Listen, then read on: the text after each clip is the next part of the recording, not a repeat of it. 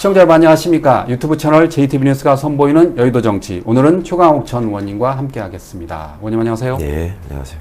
아, 많이 덥네요. 네, 민주당 당대표 선거가 이제 진짜 얼마 안 남았습니다. 8월 17일 네. 뽑으니까. 네. 그렇죠. 2주도 안 남았는데 예. 지긋지긋하다고 말씀하시는 분들이 많더라고. 아, 지긋지긋하다? 저렇게까지 해야 되냐. 너무 내분이 심하니까. 네, 같은 당 사람들끼리. 예. 나는 이제 그동안에 대통령도 응원하고 민주당에 계속된 지지자였는데 예. 이제 내가 관심 끊고 돈이나 벌겠다. 이런 말씀하시는 분들도 있고. 예. 큰일이죠. 좀 너무 싸운 것 같아요. 그러니까. 네. 당사자 입장에서는. 뭐 때문에 저렇게 싸우는지를 잘 모르겠어요. 예. 네. 저렇게까지 싸워야 될 일인가 이게 지금. 권력 아닌가요? 누가 당대표가 되느냐에 따라서. 그러니까 당대표가 대통령은 아니잖아요. 그래도 당대표가 되면 28년 총선 때 자기 사람을 심을 수 있고 그걸 발판 삼아서 이제 2030년 대선에 나가겠다 뭐 그런 아니 아닐까요? 근데 그 당대표 된 사람이 자기 사람 심어가지고 대통령 나가겠다고 하면 사람들이 예. 아유 그 당대표 된 사람이 심었으니까 당연히 이 사람 대통령으로 밀어줘야 되겠네 생각하나? 우리 그렇군요. 역사가 안 예. 그렇잖아요. 예. 항상 본인들은 그렇게 생각하고 하지만 결국 대통령은 국민들이 알아보고 키우는 거지 자기가 아무리 무슨 경력 쌓고 무슨 스펙을 만든다고 해도 예. 되는 게 아닌데 저렇게까지 저게 싸울 일인가. 그리고 너무 좀 택도 없는 얘기를 가지고 이렇게 나오고 제대로 해명도 못하고 이러니까 예. 그런 게 너무 이제 속상하고 보기 안 좋고 그런 거죠 뭐. 방금 말씀하신 거는 신천이 개입 의혹도 있고 최근에는 저기 추가 투표 논란도 있고 그러던데. 그러니까 뭐 한두 가지입니까? 예. 그 전부터 무슨 예를 들어서 뭐 텔레그램 문자 이현주 의원하고 누가 한 거냐. 예. 강덕구 의원 페이스북은 어떻게 된 거냐. 신천지 얘기는 도대체 밑도 끝도 없이 누가 꺼내가지고 어쩌자는 거냐 지금 뭐 이런 예. 것도 있고 합당이 무산된 건 왜 그러는 거냐. 평택의 공천은 누가 하자고 했느냐. 검찰개혁 법안은 왜 자꾸 미뤄진 거냐. 이런 것들이 다 지금 서로 얘기가 다르잖아요. 예. 그런 거에 대해서 지금 명쾌하게 설명이 된 적이 한 번도 한 개도 없는 것 같은데. 그러니까 보시는 분들이 짜증 날 수밖에 없지. 최근에는 또 최민희 의원하고 김영우 의원이 또 박쥐 논란에 휩싸였더라고요. 그러니까 감정 싸움까지 예. 됐던데 뭐 매불쇼에서 최민희 의원이 사과하겠다고 하시면서 일당락 되는 듯한 모습이긴 실제로 한데. 사과를 했습니다. 그 TV 그러니까요. 토론회에서. 예. 그러니까 이제 화요일 날 진행되는 매불쇼에서 김영호 의원하고 이성윤 의원 간의 언쟁이 좀 사람들 보시기에 너무 아름답지 못해서 예. 비판들이 많던데 그 정도까지는 아니었거든. 선거 나서서 다투는 사람들이 뭐 우리도 많이 보잖아요. 주변 사람들이 친했던 사람들이 선거 나간다고 하다가 사이 벌어지고 하는 걸 보지만 예. 당내 선거인데 와 이렇게까지 뭐 때문에 저렇게까지 할까 저는 그게 요즘 궁금해. 그러니까 대충은 왜 저러는지 알겠다 싶은데 예. 저렇게 절실할까 그게? 그런 게 좀 의원님이 보시기에도 최근엔 좀 심각하다 그렇게 보는 거죠. 그렇죠. 뭐 예. 저뿐만 아니라 많은 분들이 그런 걱정을 하시는 것 같고 이미 당대표를 해본 제 입장에서는 그게 뭐라고 당대표 하면은 제일 힘든 게 뭔지 아십니까?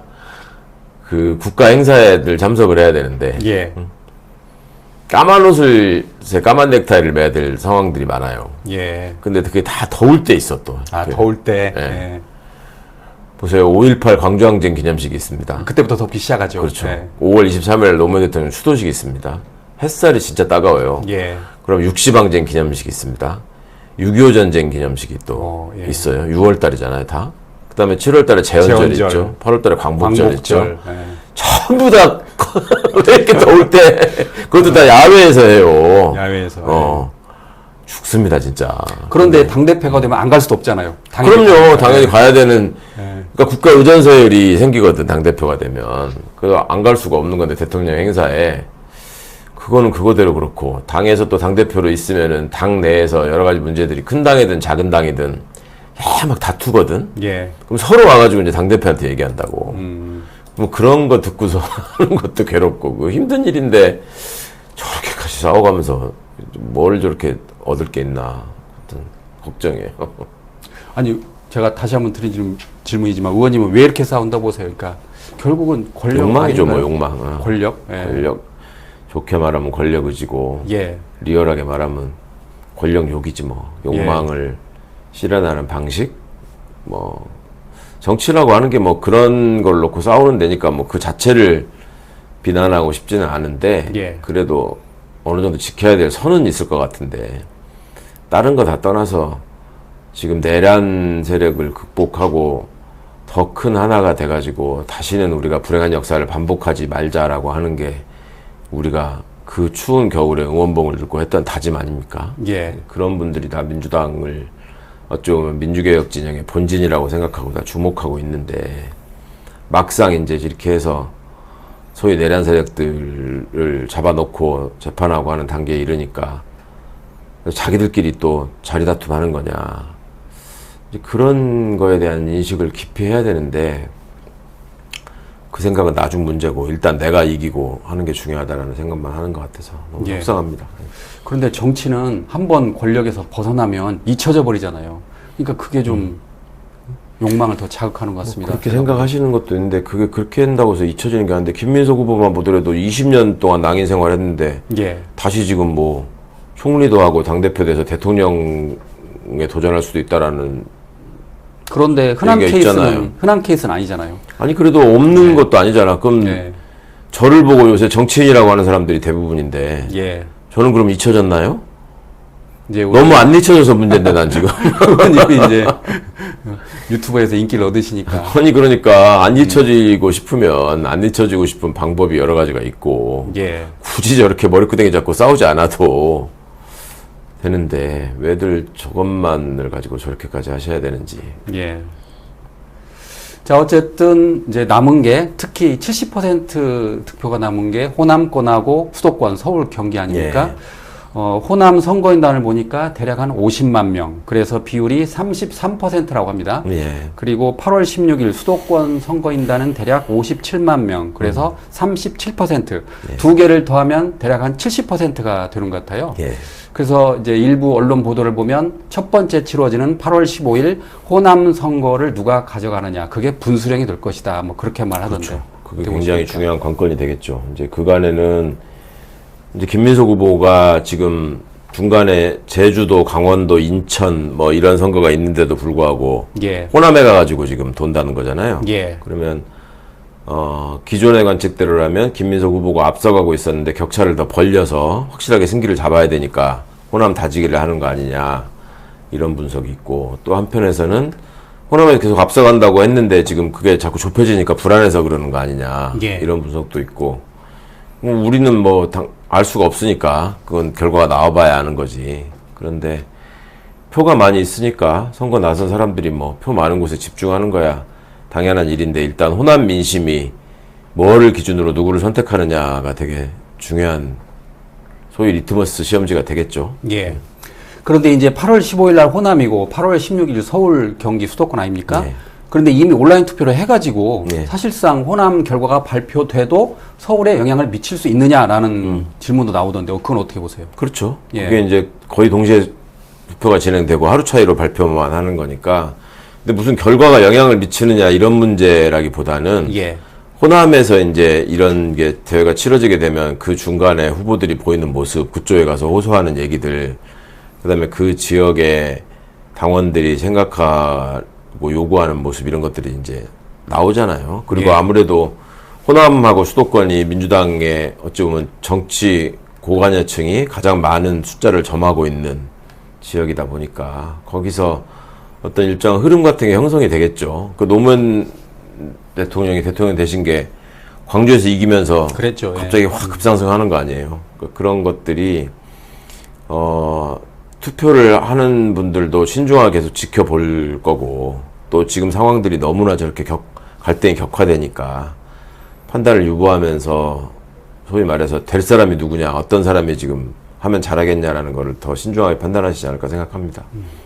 이번에 그 8월 17일 마지막 때 대의원 선거가 있지 않습니까? 네. 그러면 지금 민주당은 권리당원이 150만 명가량, 그리고 대의원은 지금 17,000명가량이라고 하던데, 이번부터는 말 그대로 1인 1표제가 돼가지고, 그렇죠. 대의원의 역할이 많이 축소됐어요. 네. 그건 어떻게 될 걸 보십니까?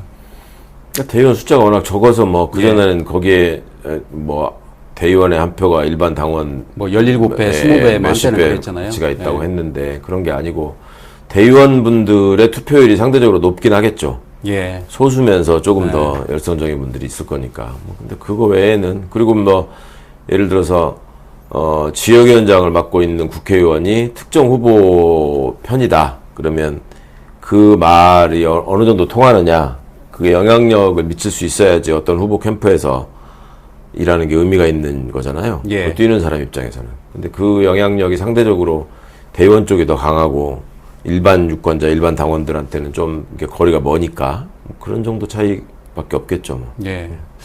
어쨌든 이번에는 많은 의미가 있을 것 같아요. 저는 1인 1표제에서 결과가 나오면 실제로 대의원의 영향력도 볼 수 있고. 그렇죠. 권리당원의 이번 선거 결과가 어떻게 되느냐에 따라서 민주당이 또 한 번 어떤 분수령을 넘어갈 거라고 생각합니다. 그러니까 예.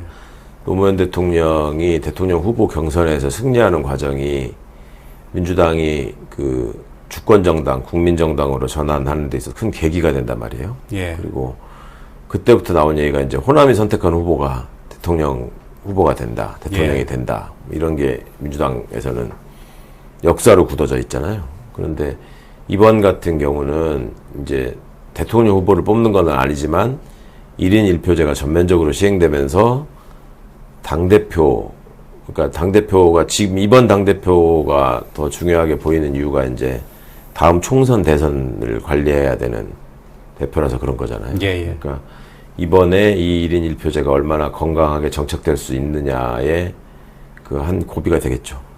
저는 1인 1표제를 생각하면서 떠오른 게 그 노무현 대통령 당시 그 노란 저금통. 예. 그게 좀 많이 떠오르더라고요. 그 당시 온 국민이 노란 저금통에 그 성금 넣고 그래서 막 붐을 일으켰잖아요. 네. 예, 이번에는 뭐 그렇게까지 눈으로 띄지는 않지만 어쨌든 1인 1표제가 성공을 하면 결국 국민 개개인의 목소리가 커지는 거니까. 그동안은 너무 특정인의 그 목소리가 컸지 않았습니까? 그렇죠. 그러니까 이제 쉽게 말하면 대세론이 뒤집힐 수 있느냐, 언론에서 얘기하는. 예. 뭐 그거 아니겠어요, 관전 포인트가? 예. 그게 말하자면 당원들이나 지지자들에게 어떤 거를 중심으로 어떤 평가를 받느냐가 되게 아주 중요하게 떠올랐고, 또 그 과정에서 후보들은 예전 방식의 조직동원, 그 다음에 뭐 공중전, 그 다음에 뭐 심리전, 여러 가지를 구사할 수밖에 없는 상황이 된 거죠, 지금. 예. 그러면은 그 각각 후보의 캠프에서 구사하는 전략이 결국 어떤 평가를 받고 어떤 결과를 낳느냐가 드러나게 될 거고. 예. 그러면 그게 향후 민주당의 권력지형이나 이 구도가 바뀔 수 있는 계기가 되겠죠. 그러니까 당원들이 주요한 어떤 결정에 어느 정도 참여할 수 있느냐를 판가름할 수 있는 그런 계기가 될 것 같아요. 현재로서는 충청권과 부울경이 나왔는데 1승 1패입니다. 그런데 뭐 비율이 높지 않아서 네. 결과는 예측 불허인 거죠? 그렇죠. 예. 근데 냉정하게 말하면 김민수 후보가 여전히 앞서가고 있다고 봐야죠. 예. 근소하게나마 앞서가고 있는 상황이라고 봐야 되고, 호남에서도 또 여론조사나 이런 것들 보면 김민수 후보가 우세한 걸로 나오잖아요. 예. 근데 이제 정청래 후보 측은 본인들이 우세하다는 말보다는 격차가 좁혀졌다. 좁혀졌다. 뭐 골든 크로스가 왔다. 이렇게 얘기하는 걸로 봐서는 각 캠프에서도 김민석 후보가 약간 앞서고 있다라고 하는 거 생각하는 것 같아요. 근데 김민석 후보 쪽은 낙승을 예상했는데 예. 실제로 제가 국회의원들이나 뭐 청와대 있는 사람들 얘기를 들어봐도 생각보다 쉽게 끝날 거다라고 다들 예측을 하더라고. 예. 저는 안 그럴 것 같은데 근데 지금까지는 제 예측이 맞고 있는데 모르겠어요. 이제 어떻게 될지. 그러다 보니까 김민석 후보 쪽이 조금 더 뭐랄까 초조한 모습을 보인다고 해야 되나? 그런 것들이 앞서가는 후보가 사실은 여유롭게 대처하면서 네거티브도 안 하고 그런 거잖아요. 선거 공식이라는 게. 예. 근데 지금 보면 오히려 앞서가는 후보가 더 긴장하고 네거티브를 했던 모습이 있어서 그 조금 특이한 선거가 되고 있죠, 지금. 예. 뭐 결과는 아무도 예측할 수 없습니다만 현재 보면 김민석 후보와 송영길 후보가 연합전선을 형성하는 그 태세를 보이니까 예. 정청래 후보 입장에서는 그 이기려면 과반을 넘어야 예, 예, 될 것 같아요. 예. 근데 이번에는 아직 그 1, 2차 결과는 그렇게 그러니까 1, 되지 2차 못하고. 결과에서 정청래 후보가 47, 8%가 나와야지 그 과반을 쉽게 넘어간다고 했었거든요. 근데 예, 지금 그만큼이 안 여론조사도 나오잖아. 있으니까. 예, 예. 그만큼이 안 나오고 있잖아요, 지금. 그러니까 호남에서 어떤 결과를 받느냐가 정청래 후보는 수도권은 자기가 유리하다고 생각하고 있고 예. 김민석 후보는 호남이 내가 유리하다 이렇게 생각하는 것 같더라고. 그러니까 이제 그 결과가 후보들의 예측하고 어느 정도 맞아 떨어지느냐, 격차는 또 어떻게 되느냐, 이게 이제 포인트겠죠. 예, 그렇군요. 자, 다음으로 그 대통령의 업무 보고에 대해서 한번 알아보도록 하겠습니다. 대통령이 그 유승민 대한체육회장 업무 보고 때 이런 이야기를 했습니다. 최근에 우리 국민들께서 관심 가지시는 게 이제 그 축구협회. 네. 뭐 여러 가지 문제들이 있긴 한데 가장 큰 문제의 근원은 비민주적 조직이 문제였겠죠. 그러니까 선출 자체도 뭔가 이렇게 정말 민주적으로 객관적으로 좀 인정되는 사람이 선출이 되느냐 이런 문제 하나 하고, 두 번째는 이 장기 집권이라고 그럴까? 이런 게 문제잖아요. 근데 이게 축구협회뿐만이 아니고 다른 협회는 이런 문제가 없나요? 예, 뭐 그런 문제들이 나오는 협회도 있지만 또 잘 수행하는 협회들도 있어서 잘하는 데도 있죠, 물론. 예, 구조적으로 저희가 사실은 모든 경기단체장들이 비상금 명예직이기 때문에 그 디테일함을 조금 부족한 부분들이 있을 수 있습니다. 그다음에 또 기득권도 있는 것 같고요. 예를 들면 막 편이 많더라고요, 안에 보니까. 그래서 이 문제를 어쨌든 근본적으로 해결하려면 민주적 구성이 제일 중요한 것 같아요, 그죠? 네. 최대한 범위를 넓혀서 직접 뽑게 하고 너무 과하게 오랫동안 못하게 하고. 그 축구협회에 문제가 많더라. 그러니까 대한체육회는 7월에 그 선거인단을 현재 2,200명인데 92,000명으로 해가지고 직선제 개혁안을 통과시켰다는 거예요. 네. 그런데 축구협회는 여전히 비민주적이고, 그리고 우리가 잘 알고 있는 그 정몽규 회장의 사선과 관련해서 장기 집권 문제가 심각하더라라고 이야기했습니다. 예. 의원님 어떻게 보세요? 뭐 축구 팬뿐만 아니라 국민들이 많이들 그동안에 청문회 같은 것도 보고 여러 언론 보도를 통해서 알고 계신 사실 아니에요. 그렇죠. 예. 예. 현대가들의 놀이터가 됐다. 뭐 거기에 고인물들이 있어가지고 그 사람들이 한국 축구의 미래보다는 자기들의 어떤 이익이나 혜택, 뭐 그다음에 자리 이런 거에 굉장히 집착하면서 축구를 망치고 있다. 그리고 실제로 청문회 현장에서 보인 축구협회 간부들이나 여러 사람들의 모습을 볼 때 예. 저런 사람들이 한국 축구를 지금 이끌었단 말이야. 이제 이런 탄식들이 다 나왔잖아요. 이번 청문회 때도 아주 심판위원장 대박이었고, 예. 우리 또 전라북도 축구협회장님도 또 한몫했고, 예. 그러니까 이제 그런저런 과정들을 통해서 어찌 보면 축구협회가 지금 공적이 돼 있는데 국힘도 쉴드를 안 치잖아, 축구협회에 대해서요. 그렇죠. 예. 예.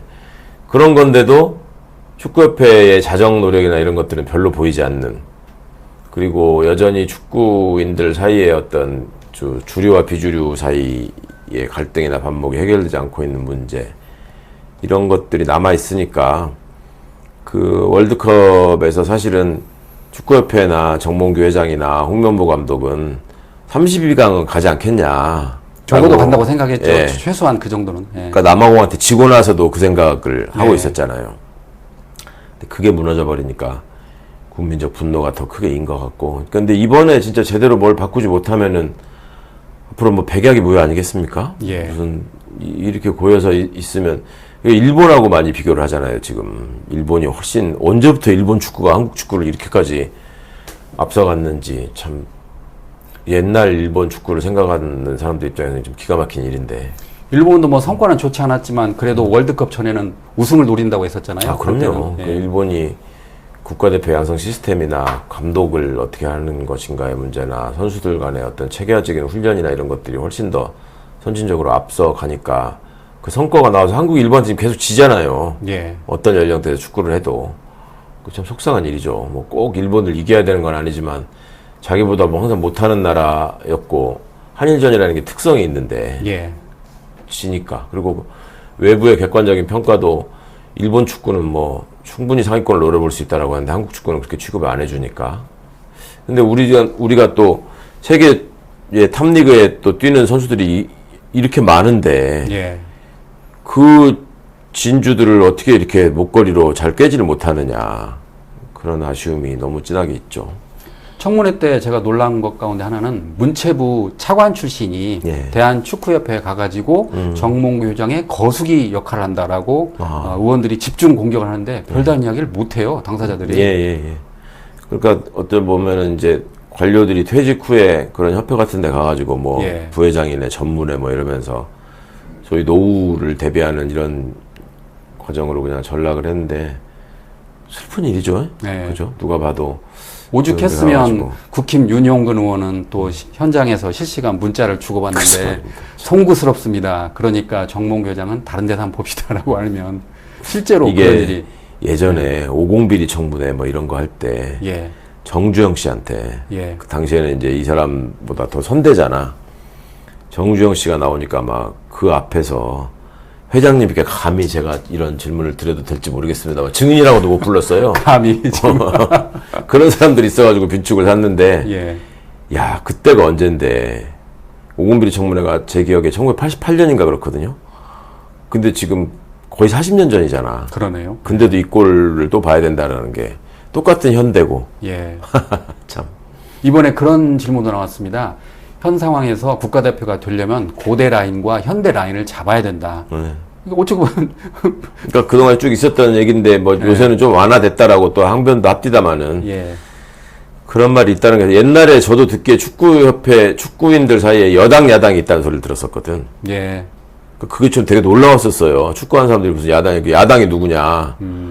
그러니까 뭐 옛날 김호 감독, 조광래 감독, 차범근 감독 뭐 그런 분들이 야당이래. 야당. 예. 그다음에 뭐 신문선 해설위원이나 그런 분들이 야당이래. 이게 그런 분들이 뭐랄까 그 축구협회 안에서 제대로 말하자면 인정받거나 취급받지 못한다. 예. 그런 소리들을 하던데 설마 했죠. 그게 뭐 어디까지가 사실인지도 지금도 잘 모르겠고. 근데 지금 봐서는 하여튼 기득권 세력은 분명히 있는 것 같아요. 축구협회 안에. 이번에 그 문진희 심판위원장이 사퇴를 하긴 했는데 예.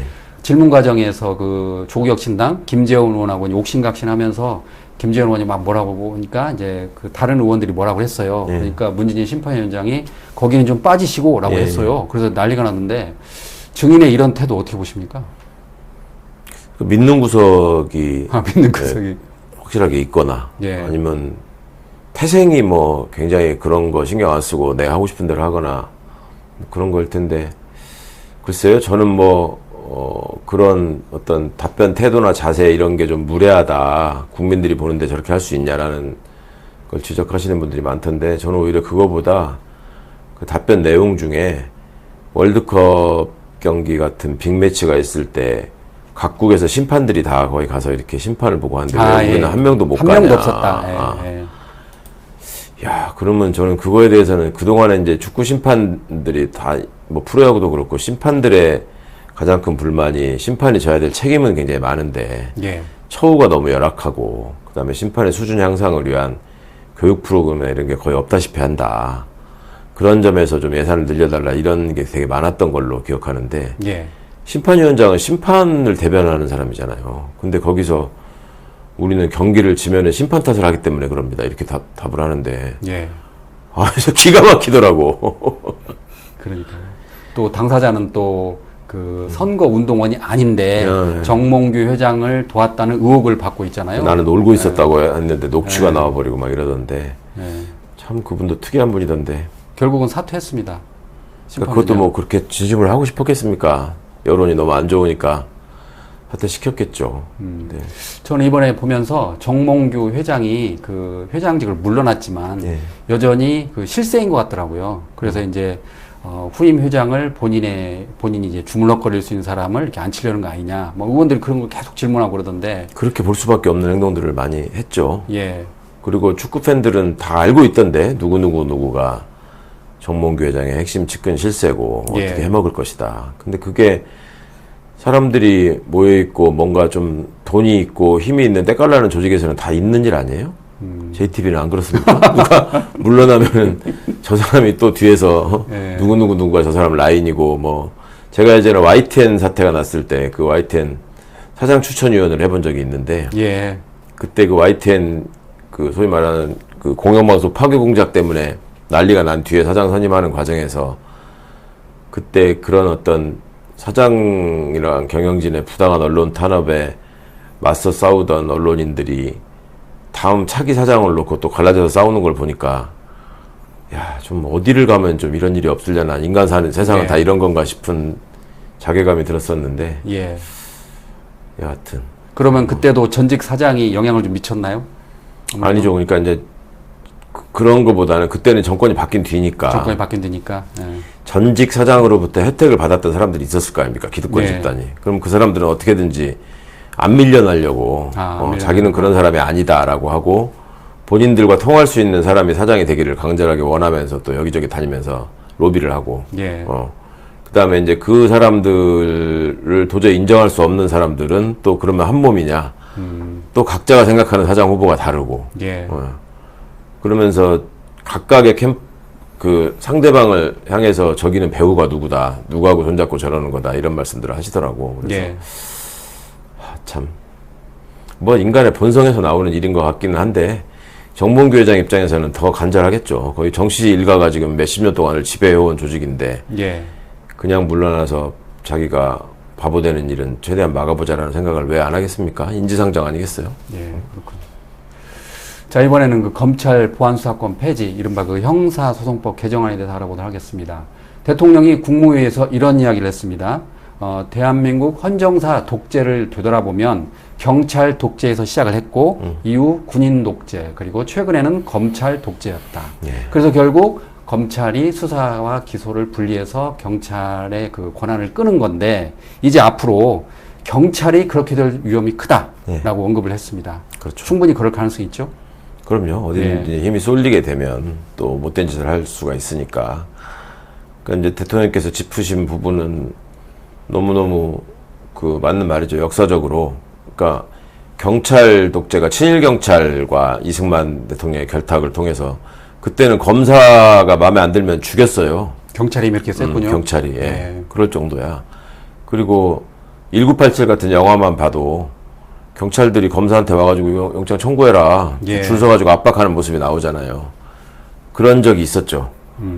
그런데 그게 이제 쿠데타 이후에 군인들이 제일 우위에 서고, 그 다음에 이제 정보기관, 중앙정보부, 안기부, 뭐 이걸 통해서, 검찰을 손발로 해가지고 가던 시대가 있었고, 예. 그게 이제 민주화가 진행되면서 군사 독재, 그러니까 경찰 독재는 이승만 대통령이 쫓겨나면서 몰락을 했고, 그리고 그거에 대한 또 친일 경찰에 대한 어떤 폐해에 대한 반성 때문에 재헌헌법에서부터 검사한테 권한을 몰아줬고, 그런데도 경찰이 폐악질을 하다가 결국 검찰 똘마니 내지는 검찰의 하부 조직으로 국민들한테 인식되는 그런 상황이 왔었고, 그 다음에 군사 독재가 되니까 뭐 정말로 그 다 사냥개 똥개들이 돼가지고 검찰 경찰 할 것 없이 다 그렇게 움직였고, 예. 그러다가 민주화가 진행되니까 이제 법치주의, 예?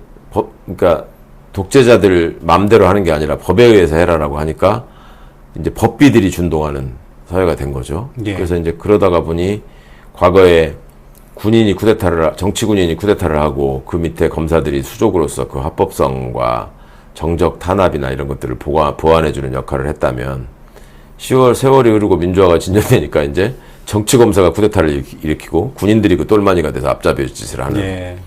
이런 역사적 비극이 지금 있었기 때문에 그러니까 다들 지금 어찌 보면 역사적 응징을 받은 거잖아요. 경찰도 그렇고 군부도 그렇고.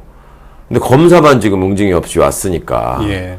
이번에 뿌리부터 바꾸는 개혁을 피할 수 없었던 것이고, 근데 이제 그런 것들이 적절하게 지금 분산시켜서 여러 수사기관을 만들고 했다고는 하지만 역시 경찰이 가장 숫자가 많기 때문에 수사권을 가지고 또 준동할 가능성, 이런 것들을 끊임없이 감시하고 경계해야 되는 거죠. 예. 대한민국 독재 역사를 아주 알기 쉽게 정리해 주셨네요. 네.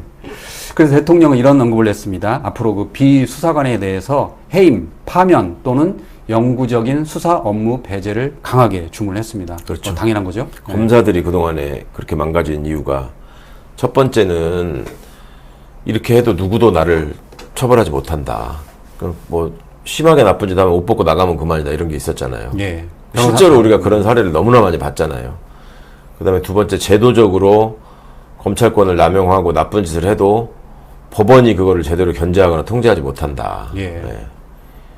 그 다음에 징계도 제대로 할 수 없다. 지금 검사들 탄핵 소추한 거 법원이 헌재에서 기각되잖아. 그랬죠. 예. 예. 예.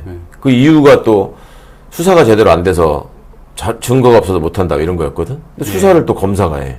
그러니까요. 그러니 검사 입장에서야 천하무적이라고 생각할 수밖에 없었는데 이제 그런 폐해들을 그러니까 이제 수사기관이 나쁜 짓을 할 때 못된 짓을 할 때 어떻게까지 할 수 있는가를 총망라한 종합 선물 세트로서 윤석열 정부가 존재했잖아요. 예. 그러니까 답안지가 이미 나와 있는 거예요. 그러니까 경찰이 수사권 가지고 장난치는 거를 어떻게 감시하고 견제할 것인가는 검찰이 그동안에 저질렀던 각종 부패와 비리를 보면 이미 답안지가 나와 있다. 예. 그러니까 그걸 가지고 통제해야 된다 생각합니다.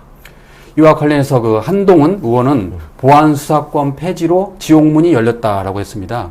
좀 심한 표현 아닌가 싶은데. 그렇죠. 뭐 예. 한동훈 식의 그런 어떤 자극적인 어법인 건데 그러면 보안 수사권이 폐지돼서 지옥문이 열린 거면은 그동안에는 검사들이 지옥문을 그러면 다 닫고 사람들을 천국으로 안내하면서 보호하고 있었다는 얘기인가요? 예. 말 같지 않은 소리를 그런 식으로 이제 선동적으로 하는 거죠. 뭐 예. 별로 그렇게 논평할 가치가 없는 얘기라고 생각합니다. 그러면서 한동훈 의원은 그 부산 돌려차기 피해자와 함께 이제 간담회를 열었는데 예. 그 피해자, 부산 돌려차기 피해자가 간담회에 오기 전에 국민의힘 서범수 의원이 진종우 의원에게 이런 이야기를 했습니다. 진종우 의원님 돌려차기 한번 하죠라고 했다는 거예요. 오기 그러니까, 전인가요? 예. 피해자 앉아 있는데 그런 거 아닌가요? 오기 전이라고 그러더라고요. 진종우 의원이 저는 발보다 손을 잘 씁니다라고 했습니다. 그러니까 이제 여론이 안 좋으니까 서범수, 진종우 의원 모두 사과문을 냈는데 이건 좀 잘못했죠, 두 사람이. 많이 잘못했죠. 예. 근데 이제 그거를 보도하는 언론의 어떤 편향된 태도나 방식을 많이들 지적하시던데 그거를 망언 내지는 폭언으로 규탄을 해야 될 마땅한 말이잖아요. 예. 근데 그냥 실수, 실수라고 했죠. 장난 뭐 이런 예. 식으로 제목을 단 언론이 대부분이었어요. 그러니까 그 얘기를 예를 들어서 박은정 의원이나 김용민 의원이 했으면 어떻게 됐을까요, 지금? 난리가 그 사람은 났겠죠. 예. 난리 정도가 아니라 뭐 인간적으로 한국 사회에 발붙이지 못할 정도가 됐을 것 같은데 예. 저 같은 사람이 얘기를 했어도 마찬가지일 거고. 근데 왜 저럴까, 저 사람들은. 참 신기하기도 하고. 그러고 보면 언론이 상당히 그쪽에 대해서 호의적인 것 같습니다. 아까 말씀하신 우리 최강 의원님이나 박은정 의원님 했으면 난리가 났을 텐데. 이제. 그러니까 그런 상황을 대입만 해보면 그동안에 뭐 언론이 쭉 어찌 보면 일관성은 있어요. 그런 예. 식의 태도를 통해서 일관성은 기득권하고 있다. 손잡고 계속 국민들을 속이고 하는 짓들을 하고 있는데 또 요새 이제 굉장히 이상한 일이 벌어지고 있잖아요. 거의 일치단결해가지고 김민석 후보에 대한 그 우호적인 기사 예. 같은 게 많이 나오잖아. 이런 것도 민주당 전당대회 역사상 없는 일인데 예. 되게 1등으로 보이는 후보를 어떻게든 깎아내리고 흠집을 내려고 하는 게 대한민국 족벌 언론들의 일관된 행태였는데 이번에 참 하여튼 여러 가지로 희한한 언론도 새 세상을 맞이해서 지금 구조적 다수가 되려고 하는 건지 예. 뭐 하여튼 방금 언론을 말씀하셔서 이제 제가 드린 질문인데, 그 돌려차기 피해자가 예. 그러니까 김용민 민주당 김용민 의원이 보안 수사권 폐지한 뒤에 이제 노무현 전 대통령 묘에 가서 이제 꽃도 예. 놓고 뭐 그 이야기를 했잖아요. 내주신 숙제 다 끝냈습니다. 대통령님 했어요. 예. 그러니까 돌려차기 피해자가 댓글에 김용민 의원한테 지옥에나 가세요라고 했다는 겁니다. 예. 그래서 이게 이슈화가 많이 됐어요. 예. 그런데 보안수사 검찰의 또 다른 피해자, 그러니까 유성 씨죠. 예. 간첩 조작 조작 사건. 피해자 서울시 공무원 거기가 SNS에 그렇게 썼습니다. 김용민 의원에 대해서 검찰 개혁 해 주셔서 정말 감사합니다. 고생하셨습니다라고 했단 말이죠. 예. 그런데 돌려차기 피해자의 SNS 내용은 엄청나게 쓰고 네. 그리고 유성 씨의 글은 언론에 거의 다루지 않았단 말이죠. 그렇죠. 이것도 선택적 기사화인 것 같습니다. 너무 심각하죠. 그러니까 그 사건의 본질을 살펴보면 더 심각해요. 예. 그러니까 지금 부산 돌려차기 사건은 검찰이 보안 수사를 통해서 피해자의 억울함을 풀어준 사건이 아니에요. 우리가 알고는 그렇게 알고 있는데 네. 일반적으로. 네. 네. 그렇게 호도하고 있을 뿐이지. 예. 경찰 수사를 잘못했고 검찰은 송치가 됐는데도 별다른 뭐 저기가 없었어. 그러니까 예. 피해자가 너무 억울하다고 각종 관계망들을 통해서 호소를 한 거예요. 예. 그게 이제 언론을 통해서 알려지니까 검찰이 할 수 없이 수사에 나서가지고 어찌 보면 이제 면피를 하려고 했던 건데 그걸 예. 본인들의 성과인 것처럼 홍보를 하는 게 첫 번째 문제고 예. 두 번째는 이분이 피해를 당했는데 제대로 수사가 안 돼서 생긴 문제였잖아요. 근데 유우성 씨는 아무 죄도 없는 사람을 단순한 무슨 폭행범으로 만들어도 심각한 문제인데 간첩으로 만들려고 했단 말이에요.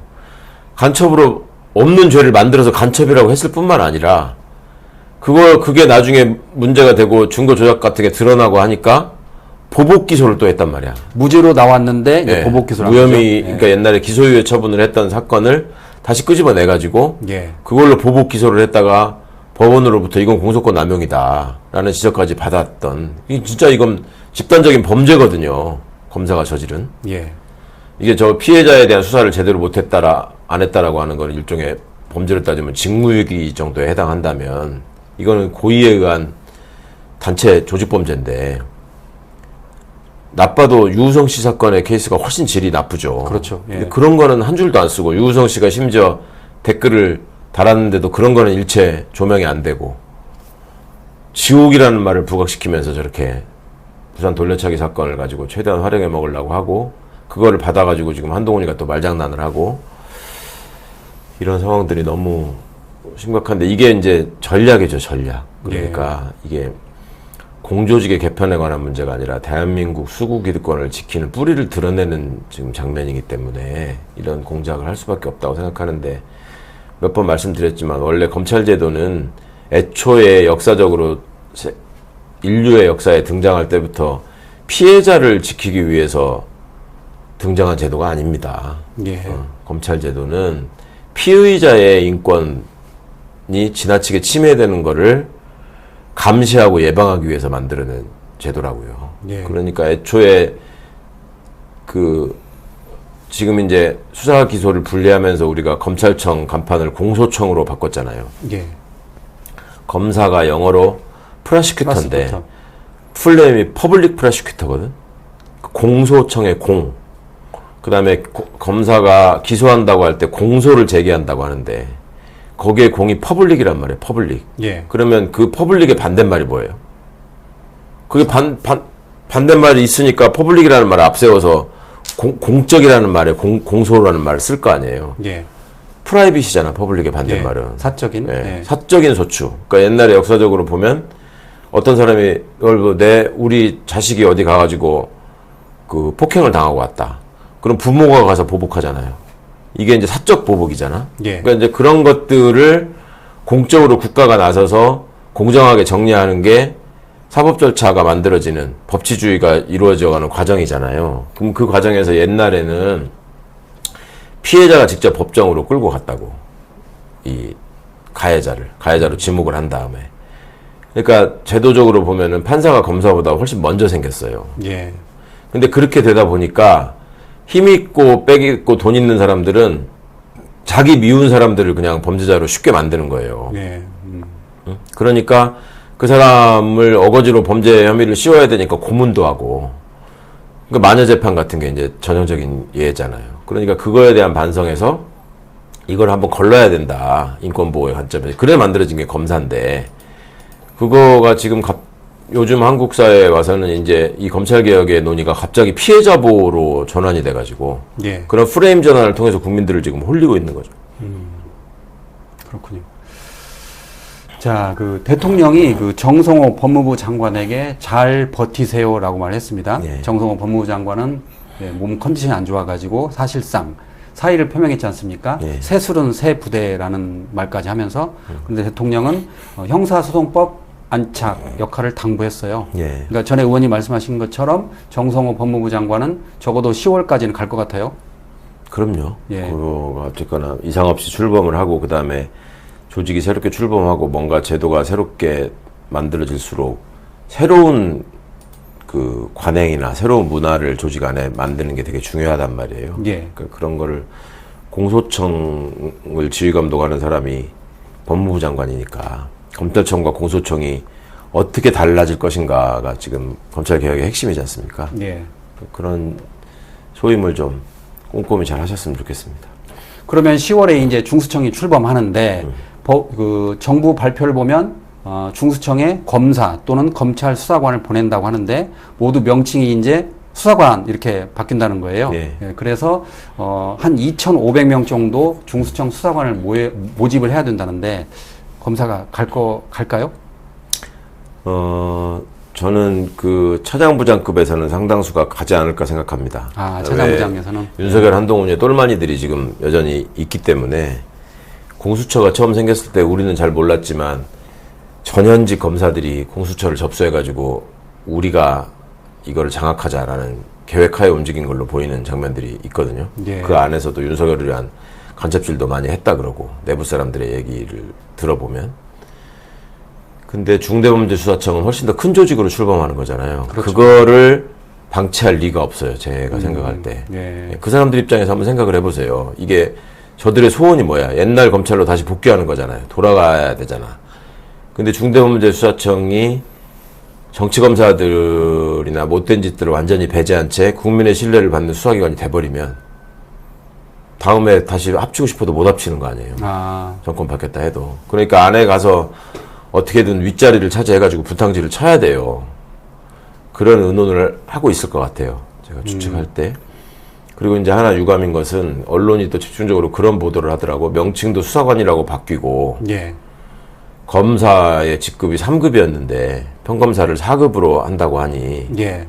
누가 강등을 감수하면서 가겠냐 뭐 이런 식의 보도를 하던데 명백히 잘못된 얘기입니다. 누가 검사를 4급이라고 3급이라고 한 사람이 없어요.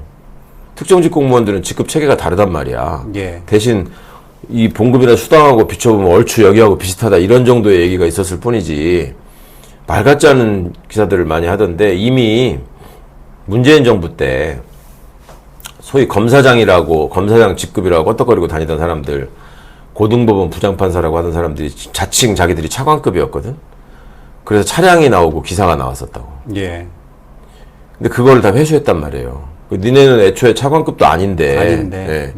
그렇게 행세해서는 안 된다 라고 하니까 뭐라 그랬냐면 그렇게 되면 일반 직원이 되기 때문에 그러니까 기업으로 따지면 임원하고 직원이 되는 거예요. 예.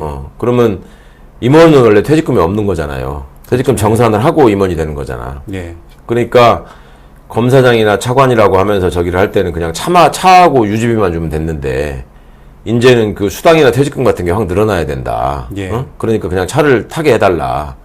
그게 그 사람들의 주요한 요청 사항이었어. 예. 법원과 검찰이. 그래서 그건 안 된다라고 해가지고 원래 확실한 직급을 제자리를 찾아라 해서 평검사 5급, 제가 정확하게 알려드릴게요. 평검사 5급, 부부장검사 4급, 4급.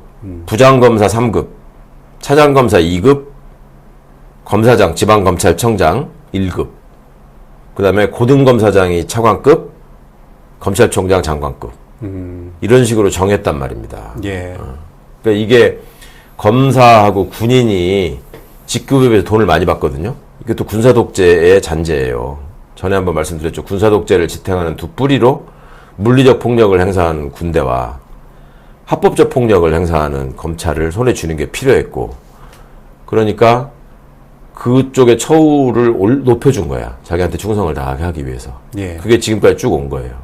그러니까 군인 소령이 경찰로 따지면 총경하고 봉급에 갔거든. 소령이 총경 같다. 예. 그러니까 근데 이제 중앙부처에 가면은 서기관들이 과장이란 말이에요. 예. 서기관 4급이잖아. 그럼 경찰청도 중앙행정기관이잖아요. 거기 과장이 총경이라고. 근데 국방부의 과장은 대령이라고. 예. 근데 월급은 소령이 같아. 그 다음에 법무부의 과장은 부장검사란 말이에요. 그런데 본인들이 1급이라고 껐덕거리고 다녔어요. 부장검사가. 자칭. 예. 그러니까 이거는 굉장히 이상한 일이 있었을 뿐이지 무슨 뭐 3급이 4급으로 됐네 이런 건 전혀 근거 없는 얘기를 오히려 4급도 높여놓은 거예요. 5급이지 왜 4급이야. 5급인데 4급으로 했으니까. 예, 예. 그러니까 이건 제 말이 맞으니까 절대 속지 마시기 바랍니다. 근데 언론 보도를 보면 지검장은 중수청 1급이다. 그렇게 지금 나오더라고요. 그러니까 그거는 1급이 맞다니까? 예. 차장은 예, 예. 차장과 부장이 2급. 예. 근데 그건 아니란 말씀이잖아요. 예. 차장이 2급이고 부장 부장검사는 3급. 3급이고 부부장 4급, 예. 평검사 5급. 이게 맞다고. 알겠습니다. 그 대통령이 또 그 업무보고 때 사관학교 통폐합에서 언급을 했습니다. 예. 대통령이 그동안 육사 출신이 3번의 군사 쿠데타를 일으켰지 않았느냐. 네. 그런데 책임 추궁이 전혀 없었다. 그래서 통합 사관학교를 해야 하는데 왜 이렇게 반발이 심하냐라고 이렇게 질책을 했어요. 그건 어떻게 예. 보십니까? 그러니까 그 누가 그러더라고요. 세계적으로 그 쿠데타를 제일 많이 한 대학교가 한국 육사래. 육사. 예. 그리고 자국민을 상대로 총을 겨눠가지고 가장 많이 학살한 대학교 중에 1등이 또 한국 육사래. 그러네요. 네. 이게 되게 심각한 역사적 흠결을 갖고 있는 학교잖아요. 예. 그러면은 나 같으면은 자발적으로라도 우리는 이제 좀 오명에서 벗어나기 위해서 새롭게 태어나겠다. 방첩사처럼 그렇게 해야 되는 거 아닌가? 그래서 지금 이번 정부 들어서 내란 청산 과정의 일환으로 지금 국군사관학교 얘기가 나온 거고, 물론 걱정되는 점은 있습니다. 이제 그거를 갈라놔도 그렇게 쿠데타를 했는데 합쳐놓으면은 이제 해군군까지 손잡고 함께 하는 거 아니냐, 이것들이. 육해공군이 손잡고. 예, 그런 걱정이 있어요, 실제로. 저도 그 걱정을 했고. 근데 준비하는 사람들 얘기를 들어보니까 그거에 관한 방지장치나 견제장치를 굉장히 촘촘하게 많이 만들고 있더라고. 그리고 네. 이제 그간에 이게 육사 중심의 쿠데타들이 성공할 수 있었던 이유는 전체 군 중에 한 80% 정도를 육사가 다 돈이나 사람이나 이런 것들을 다 장악하고 있었고, 아니, 육군이. 육군이. 예. 그 다음에 육군의 주요 요직의 60%, 70%를 다 육사 출신들이. 뭐, 80%였지, 예전에는. 그러니까 그렇게 돼 있다 보니까 자기들끼리 그냥 뭐, 같은 중대 내무반 출신이다. 우리 같은 운동부 출신이다. 뭐, 이런 걸로 쿠데타를 한 거예요. 예. 그러니까 그런 것들을 좀 끊어내기 위한 여러 가지 장치들을 많이 준비하고 있는 것 같고, 그런데 그거를 가지고 집단적으로 지금 반발하는 거는 이제 여전히 그 군사독재 시절의 향수를 갖고 있는 거고, 예를 들어서 예전부터 그 한국 사회의 이 학벌 구조에서 늘 문제가 되던 서울대 법대 예. 없어졌단 말이에요. 없어졌죠. 예. 없어졌잖아요. 서울대 법대는 학부인데 없어지고 서울대 대학원 법학전문 대학원이 있잖아요. 근데 그거 없앨 때 서울법대 동문들이 왜 없애냐고 그러고 집단적으로 뭐 이렇게 안 했단 말이에요. 일부 사람들이 하긴 했지만 별로 그다지 큰 반향이 없었어요. 근데 이 군인들은 왜 이럴까? 육사 중심으로. 그걸 생각해 보셔야 됩니다. 이 사람들도 옛날로 계속 돌아가고 싶은 거죠, 지금. 이번에 대통령이 물어보더라고요. 군 장성이 얼마며 그 가운데 육사 출신 비율이 얼마냐 예. 그랬더니 군 장성이 375명인데 최소한 절반 이상은 육사 출신이라는 거예요. 그러니까 그거는 해군, 공군 다 합쳐서 그렇거든. 그렇죠, 예. 그 육군만 놓고 보면 훨씬 많아요. 비율이. 예. 육군만 놓고 보면. 그러니까 이게 큰 문제죠. 육사 출신들이 쿠데타 해가지고 다 만든 제도니까 그렇게 돼 있는 거예요, 지금.